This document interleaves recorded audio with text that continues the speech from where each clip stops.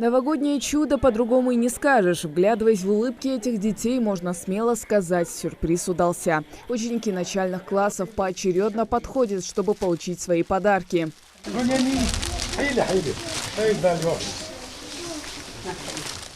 Открывать их ребята пока не спешат. Каждый из них собирается отнести подарок домой и поделиться с родными. Как и всегда, Новый год многим деткам запомнится множеством презентов и самыми теплыми воспоминаниями. Новогоднее чудо для всех. Время, когда даже взрослые начинают верить в волшебство. Для детей этот праздник особенный. Им всем не терпится рассказать новогодние стихи, которые подготовили в знак благодарности. С Новым годом поздравляем! И жизни... Ой, я забыла нечаянно. Пусть Новый год подарит счастье и много радостных минут. Учить детей пусть будет в радость, и вас пускай успехи ждут.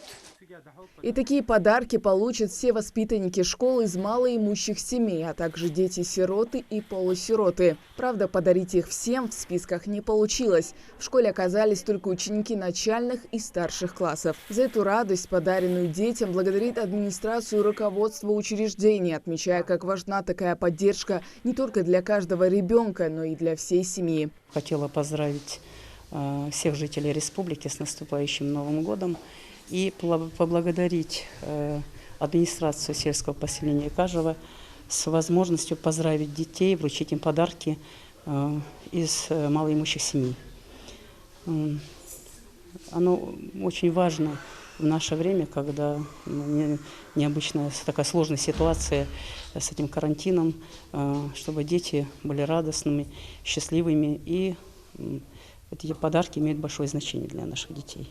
Около 100 радостных детей получили сладкие наборы в 4-й школе. Чтобы подарить частицу волшебства, сотрудники администрации Кажево решили порадовать малоимущих детей и сирот, для которых даже простой подарок – это масса позитива и хорошего настроения. Всего же их закуплено на средства меценатов порядка 400. Они постарались, чтобы ни один ребенок не остался без праздника.